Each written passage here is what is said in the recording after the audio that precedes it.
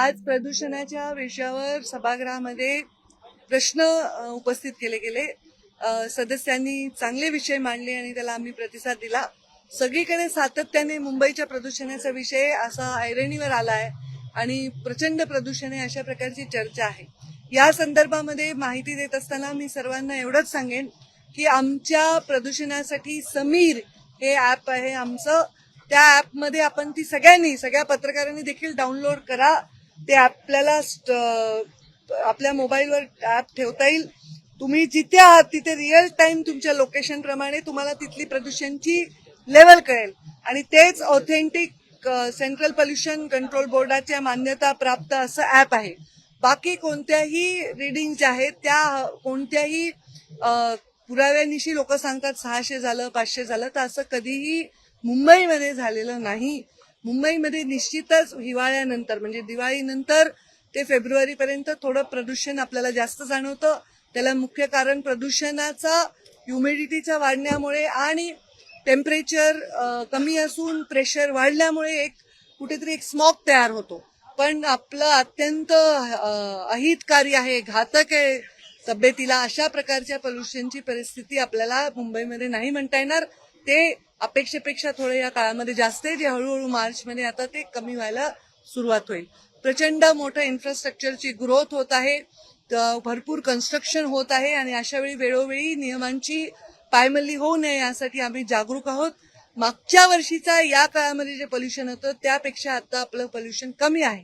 निश्चितच absolutely pollution आपल्याला कंट्रोलमध्ये आणण्यासाठी सर्वांना मिळून काम करावं लागेल. तर त्याच्याबद्दल विधानसभेमध्ये चांगली सकारात्मक चर्चा झाली. याच्यामध्ये जर पाहायला गेलं तर मुंबईत ज्या पद्धतीनं इमारतींची कामं असतील किंवा रस्त्यांची कामं असतील ही एक साथ सुरू केलेली, त्याचा कुठेतरी अधिक परिणाम आहे का? कारण खूप दिवस काही कमिटीज फॉर्मेशनमुळे काही न्यायालयीन प्रक्रियेमुळे बरेच दिवस कामं प्रलंबित होते परवानगी देणं.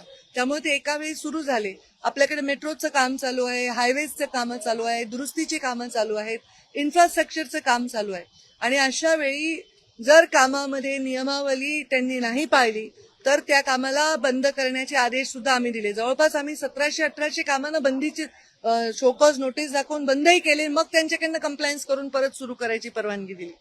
तर अशा परिस्थितीने त्यांना ऑब्झर्व करावं लागतं. आता आम्ही महानगरपालिकेला असं एक महानगरपालिकेने सुरू केलंय जे खूप चांगलं आहे. कारण आमचे जे मॉनिटरिंग सिस्टीम असतात, जे एअर क्वालिटी मॉनिटरिंग आहे जे करतात, ते सिस्टीम एका मोठ्या एरियामधलं मॉनिटरिंग करतात. पण प्रत्येक बिल्डिंगचं मॉनिटरिंग करण्यासाठी सुद्धा आता बीएमसीने काम सुरू केलंय आणि त्यांनी ते लावलं सुद्धा आहे मॉनिटरिंग. त्यांच्या डॅशबोर्डवर बीएमसीच्या प्रत्येक ठिकाणचं युनिटचं कामाचं कन्स्ट्रक्शनचं त्यांना पोल्युशनची परिस्थिती कळेल.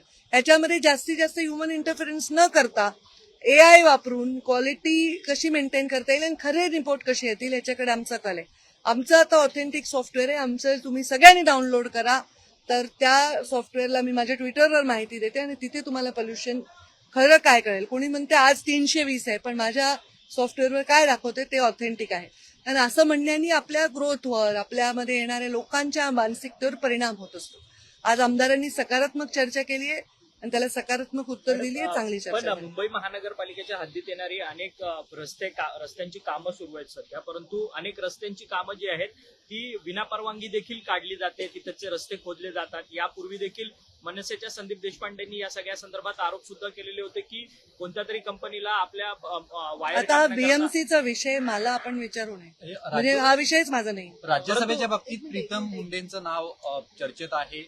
पुन्हा एकदा संधी त्यांना दिली जाऊ शकते का? हे पहा, राज्यसभेच्या बाबतीत अनेक नावं चर्चेत आहेत. तर त्यामधलं एक नाव प्रीतम मुंडे यांचं आहे. कारण त्या खासदार होत्या 10 वर्ष आणि यावेळी पक्षाच्या आदेशानुसार मला त्यांनी लोकसभा लढवली होती आणि नॅचरली प्रीतमताईंनी उपाध्यक्ष म्हणून परदेशाचं काम केलंय, खासदार म्हणून केलंय. त्याचबरोबर अनेक नावं आणखी पण चर्चेत आहेत. तर आता बाकी निर्णय आमचे सर्व नेते करतील आणि ते निर्णय योग्य करतील अशी आमची अपेक्षा आहे. विरोधक असं म्हणतात की प्रदूषण मागच्या काही वर्षांच्या तुलनेत वाढलं आहे. तुम्ही जे म्हणतात ऍप नुसार किंवा मग तुम्ही जो माहिती घेतली त्यानुसार ऑन कर बरं ते ऍप आता खरंच त्यांच्या मोबाईलवर डाउनलोड कर. खरंच वाढलंय असं? हे पहा, एक परिस्थिती अशी असते आपल्याकडे, जेव्हा दिवाळी होते, दिवाळीनंतर ते जानेवारीपर्यंत प्रदूषण थोडंसं जास्त येतं, एअर पोल्युशन. त्याचं कारण असतं वातावरणात थंडी असते आणि जे प्रदूषण होतं ते आपल्याकडे समुद्रामध्ये जर कमी दाबाचा पट्टा असेल तर ते निघून जातं.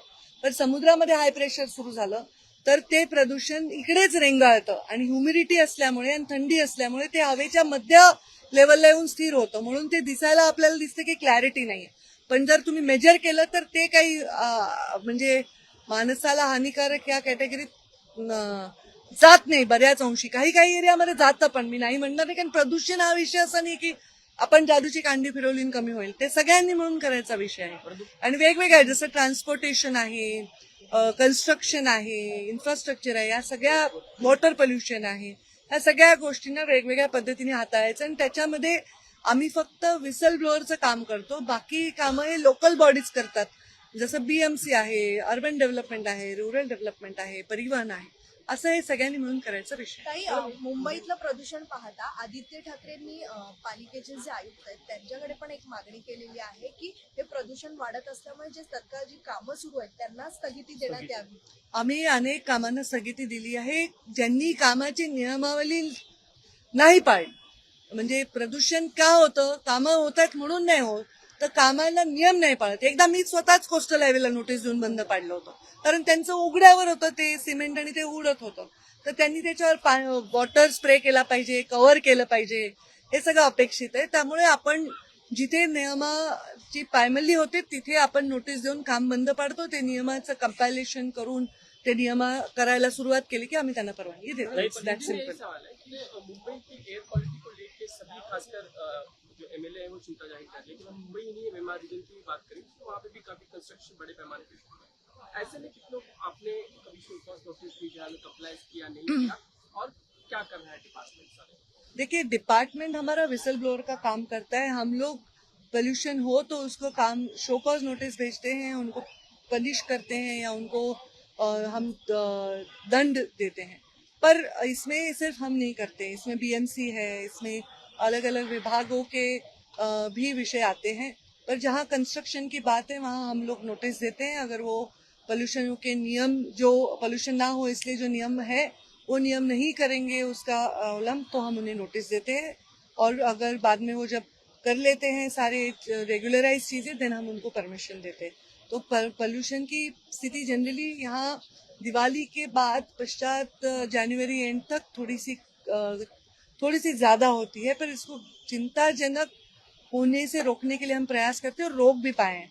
जो कह रहे कि 600 था पोल्यूशन, 300 था, 350 था, ये ऑथेंटिक फिगर्स नहीं है हमारे. आज आप सबको मैं आह्वान करती हूँ कि आप हमारा समीर ये ऐप डाउनलोड करें, तो आप जहाँ खड़े वहाँ का पोल्यूशन आपको अभी पता चलेगा और वही ऑथेंटिक पोल्यूशन का हमारा मेजरमेंट है. क्या मान सकते हैं कि मुंबई या एमएमआर रीजन की अगर बाय लार्ज कहें तो एयर क्वालिटी जो होनी चाहिए एक सफिशिएंट आदमी को ब्रीथिंग के लिए, देखिए, 50 के नीचे होनी चाहिए, जो कहीं भी नहीं है.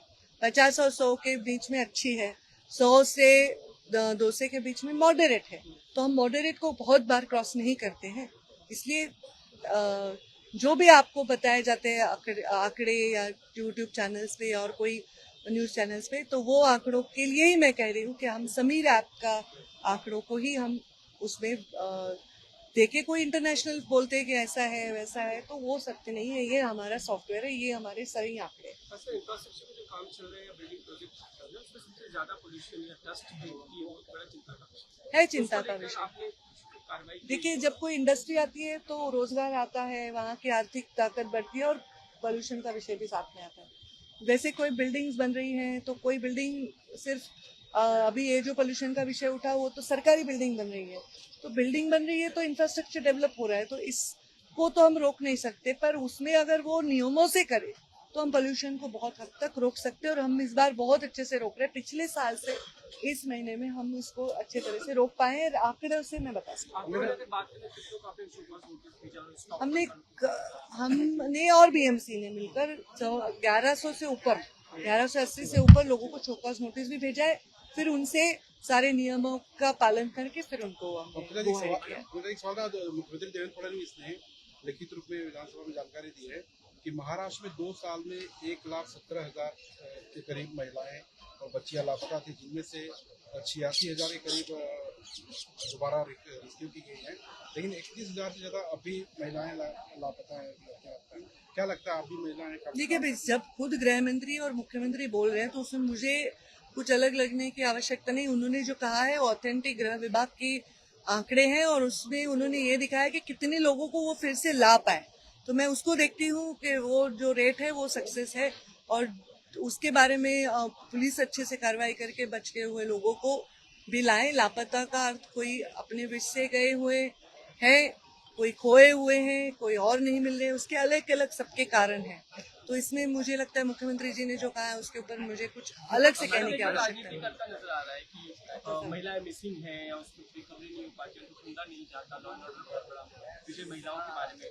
देखिए, विपक्ष अपना विषय रखता है और उसको बहुत अच्छे से आंकड़ों के साथ हमारे मुख्यमंत्री जवाब दे रहे हैं।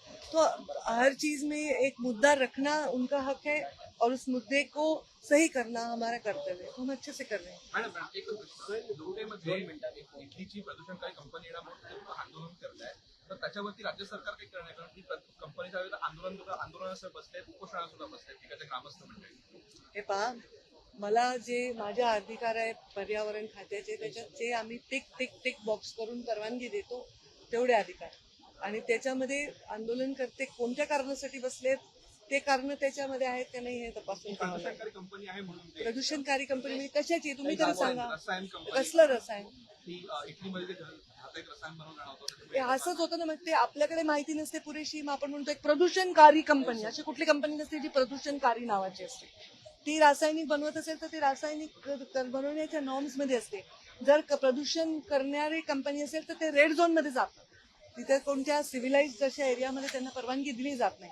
तरी मी तपासते, कारण तुम्ही स्पेसिफिक विचारलं त्याची आता माझ्याकडे माहिती आहे. ताई, मुंबई पाठोपाठ पुण्यात देखील मोठ्या प्रमाणात वायू प्रदूषण होतंय. पुण्यात देखील हवेमध्ये मोठ्या प्रमाणात हे पहा, आपल्याकडे डिफॉरेस्टेशनमुळे, झाडी कमी झाल्यामुळे, आपल्याकडे अर्बनायझेशनमुळे हे विषय आपल्यासाठी आयुष्यामध्ये येणारे विषय आलेले आहेत.